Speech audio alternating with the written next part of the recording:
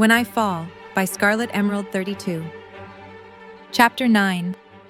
It was like a nightmare Talisa couldn't wake up from. The tower collapsed in a cloud of dust, and even as it settled, she could see the shadowy figures beginning to fill in around it. Run! Michonne grabbed her arm and pulled her towards the road and away from the oncoming horde. Talisa looked up and saw with yet another jolt of terror that Eugene was standing by the side of the houses some 40 feet away. His eyes met hers, full of fear, but the dead were already between them. She was about to scream at him to run, but to her enormous relief, Tara and Rosita came running around the side of the nearest house and grabbed him, dragging him out of sight towards the garage they used as their schoolroom. Talisa, you can't help him now. We have to go.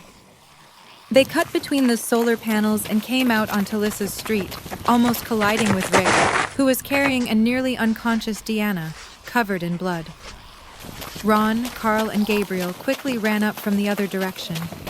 They searched desperately for an opening, only to realize with dread that they were surrounded. Talisa met Rick's panicked gaze, but before they could react any further, several shots sounded, taking out the walkers closest to them. Here, get in here. I've got Judith. Jessie motioned to them from her porch. They ran up her steps and inside as Rick slammed the door behind them. What happened? Jessie's face paled when she saw Deeana. Oh my God. The tower fell. The walkers are inside the walls. She fell on some of the farm equipment trying to help me. Jessie, we need to get her lying down so I can look at her. Right. We can put her in my room. Come on. As they carried her upstairs, Talisa heard music playing from Sam's room, and he cracked the door to peek out. What's going on? Sam, sweetie, I need you to turn off the music and shut the blinds. Because of the monsters. Jessie, we need any medical supplies you have. Talisa ripped open the leg of Deanna's pants, revealing a deep gash. Sam, look, you need to stay up here and stay quiet. Mom, I'm scared. Honey, just try, okay? She put a hand on the side of his face. Just pretend that you're somebody who isn't scared, just for today. Sam nodded, and she hugged him quickly before pushing him back into his room and closing the door. She ran down the hall and came back carrying several rolls of bandages, alcohol, and a sewing kit. Give me that bed sheet. I'm going to make a tourniquet for this leg. It seems like the worst of it. Oh, God. Michonne, who had been checking the wound on Deanna's side, looked up gravely. Talisa moved to examine the spot she was at and saw the unmistakable bite marks. Her heart dropped and she sank down next to Michonne. Rick, who was standing in the doorway, turned away and pressed his head against his arm. Deeana looked down at her side and then back up at them with a dazed expression. Well, shit. Help me finish this tourniquet. What for? You worried I'll make a pathetic roamer if I've only got one leg?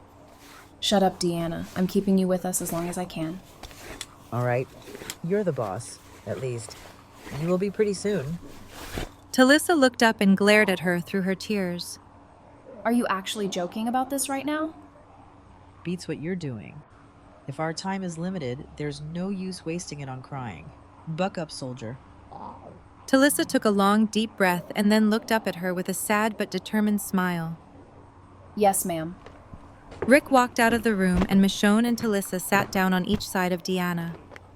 Did everyone get inside safely? Well, you know who we have here. I saw Tara, Rosita, and Eugene run for the schoolroom. Maggie's still on the guard tower as far as I know. Most of the people were still in their houses. I know Spencer was at yours, so he's safe. As long as they stay put, everyone should be fine. Good. Deeana closed her eyes, and Talisa put the back of her hand against her forehead and then locked eyes with Michonne as she pulled it away. Deeana didn't miss the exchange. Fever's set in already, hasn't it? Talisa nodded. Deeana sighed heavily and readjusted herself slightly so she was propped up and looking at them. Michonne picked up her hand. The plans that you gave Rick, I've been looking them over and I get it. They could work. Even now? Even now. Deeana smiled as she closed her eyes. The Latin in the margins, What is that? Talisa and Deeana chuckled. That's a regism. It was something he used to say when things went really, really badly. She reached out to Talisa, who clasped her free hand in both of hers tightly. Deeana gave her a warm smile, and then slowly turned back to Michonne. I'm lucky, Michonne. Working with my family. My whole family. She looked back at Talisa, who smiled through tears again. To make a better future is all I ever wanted. And I got it. I got to do what I wanted. Right up to the end. She reached out her other hand to Michonne, who took it. What do you want? To make this place work. Yes, but what does that mean to you? What do you want for you? Michonne sat back on her heels and looked at her as if the question she'd asked was something she'd never thought to consider. After another moment, she answered softly, barely above a whisper. I don't know. Deeana smirked. Well, you better. From the other room, Judith began to cry. Michonne stood slowly and looked at the two women still on the bed. I'm gonna go check on her. Give you two a minute alone. She walked out of the room, and Deeana turned back to Talisa with a tired smile. So you gonna ask me what I want for myself too? Deeana chuckled slightly.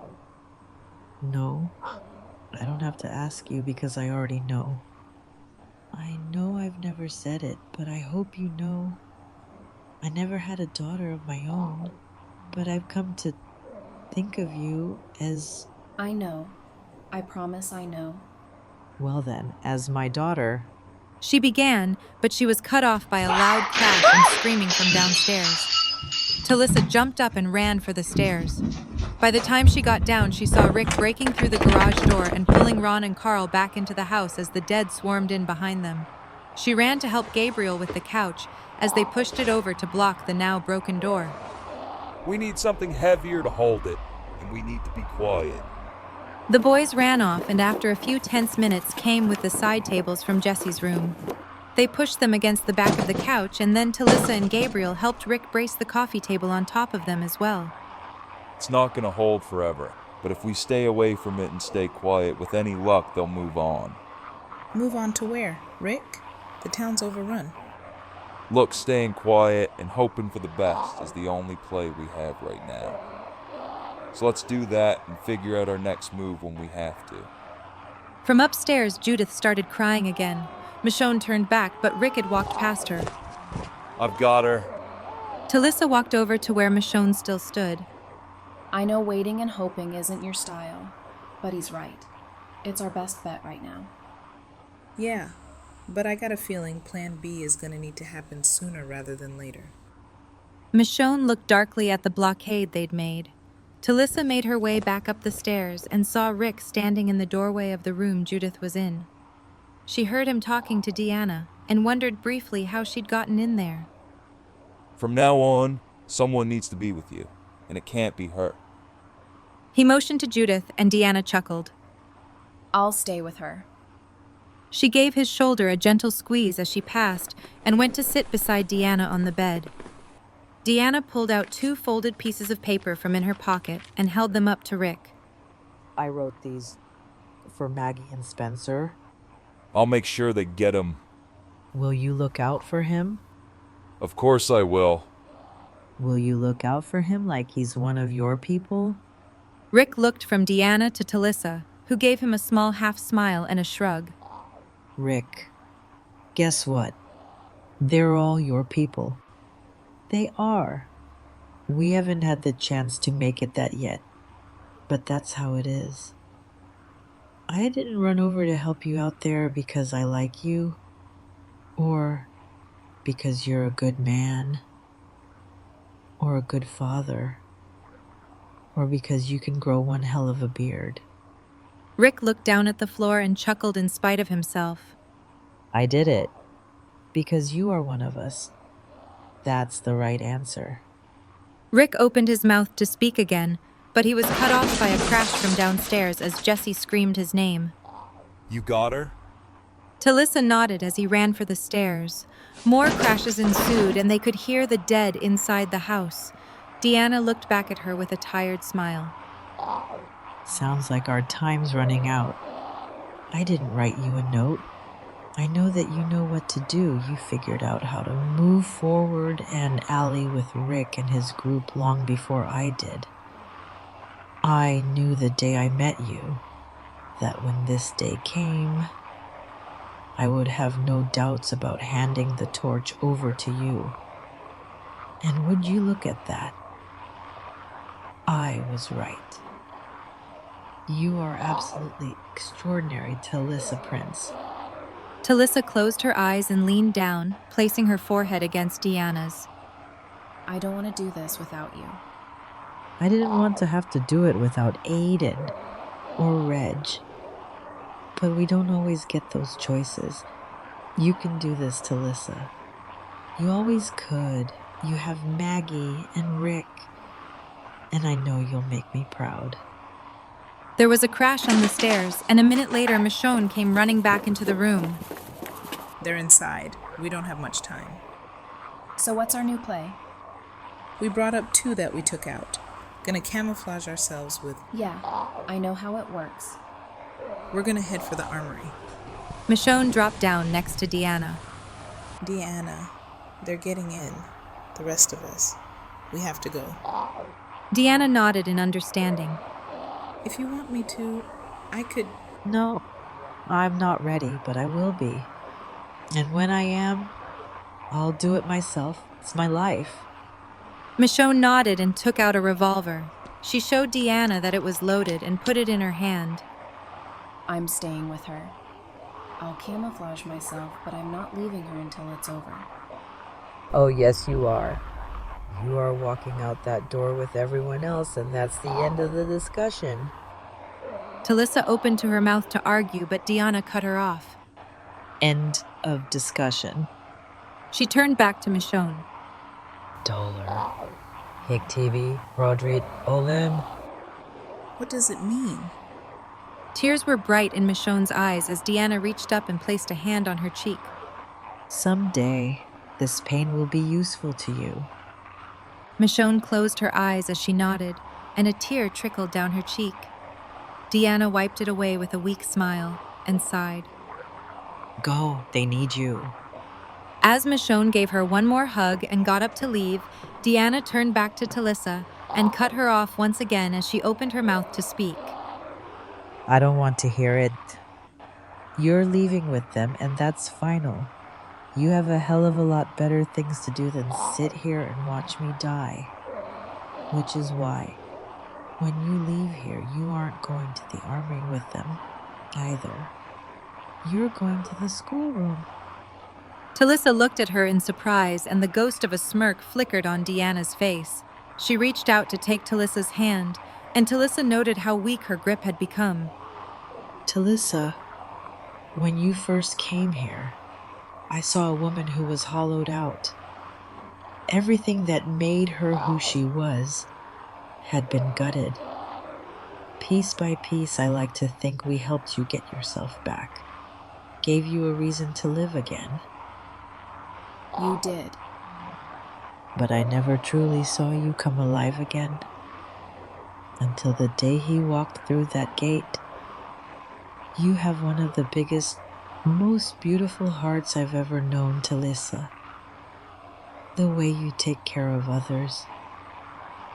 The way you've always taken care of me. It's time to take care of yourself.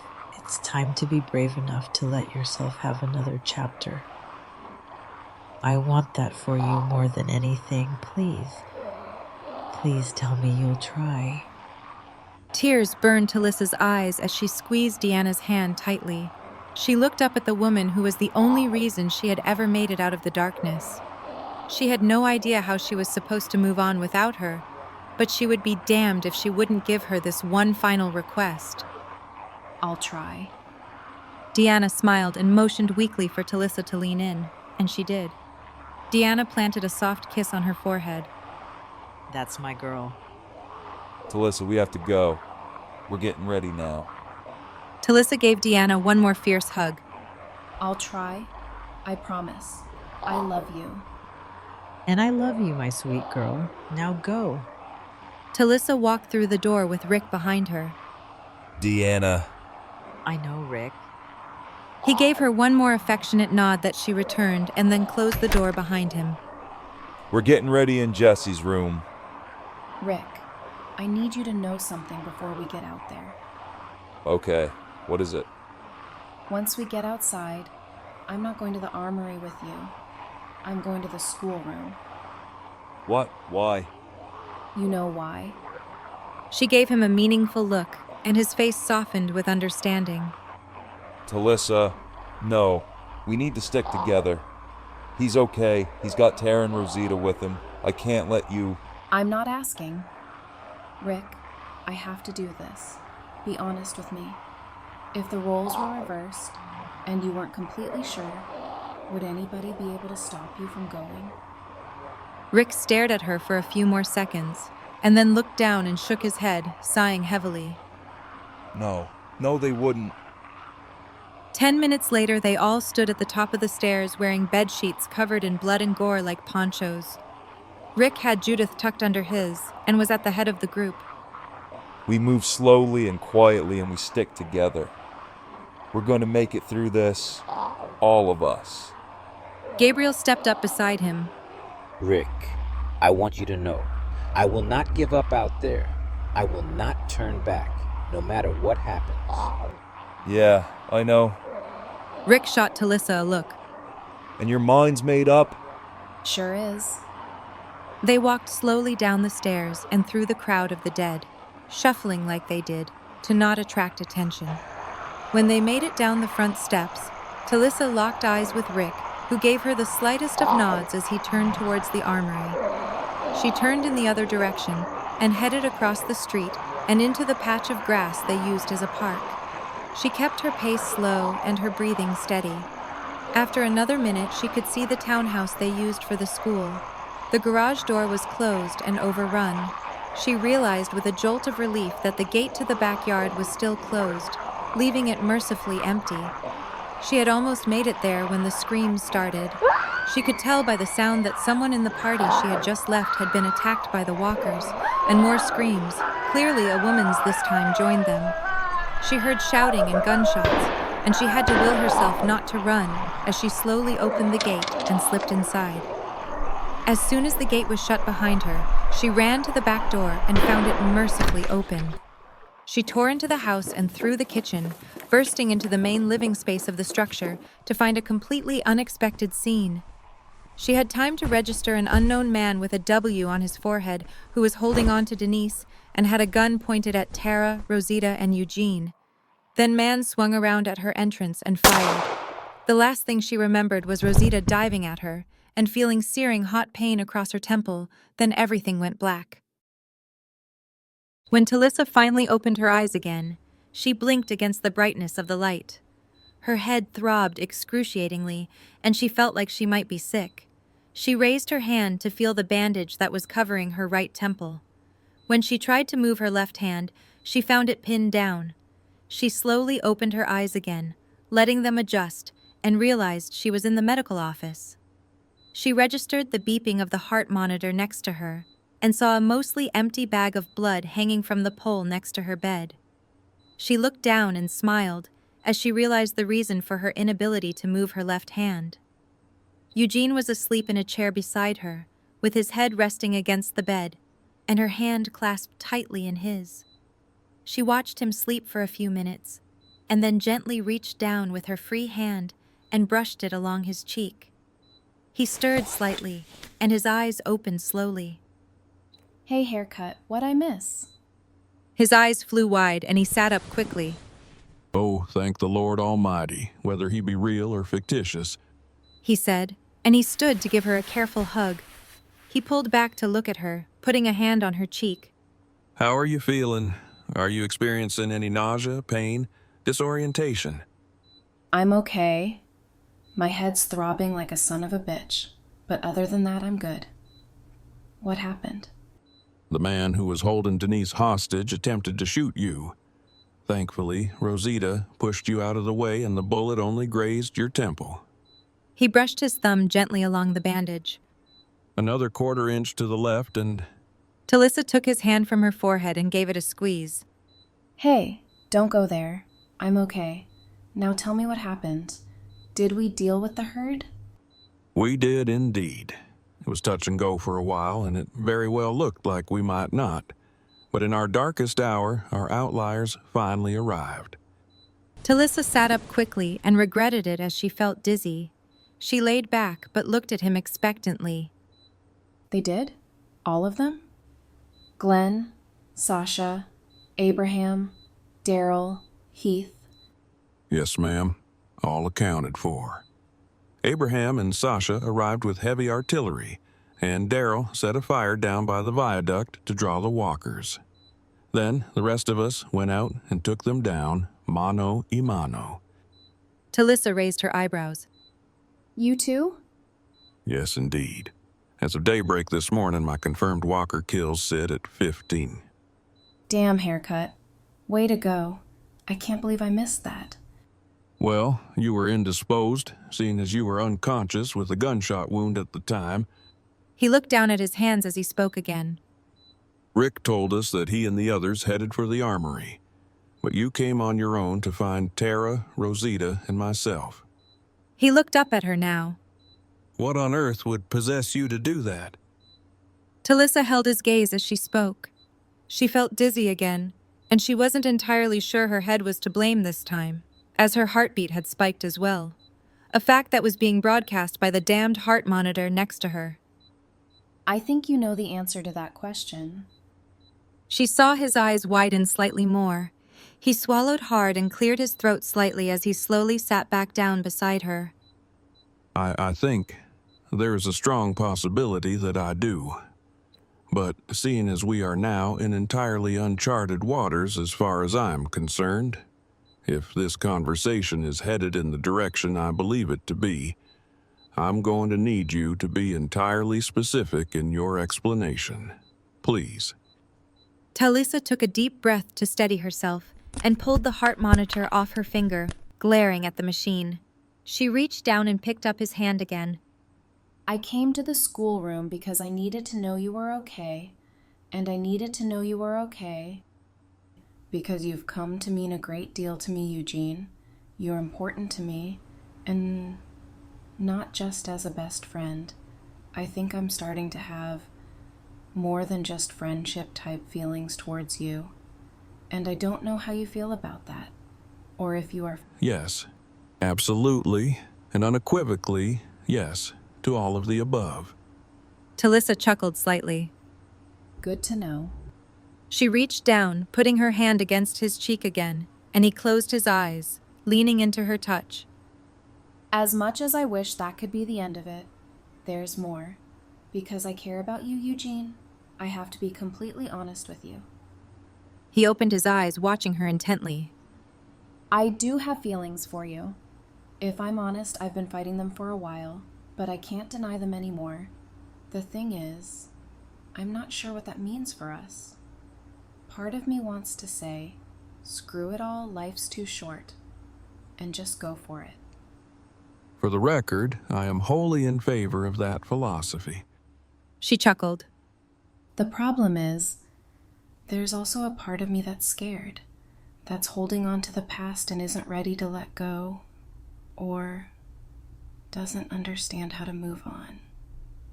I'm not sure. And the thing is, Eugene, you are my best friend. I don't want to lose the awesome thing we've got going because I rush into making it something else too fast, and then ruin all of it and lose you completely. So, do you think maybe we could just keep being friends, but with the possibility of more? I know I'm being awful, asking you to just basically hang around in limbo waiting for me to make up my mind. And I understand if you don't want... I'm there. He took her hand in both of his and held it. In my very underwhelming and pitiful excuse for a life, I have done nothing that I would truly consider of worth. I have an above-average intellect that I have used to acquire a varied set of life skills, as it were, but I have done nothing that I can truly stand and say that I am proud of. And then, I met you. You are the most beautiful, intelligent, funny, and all-around amazing woman I have ever had the pleasure to know.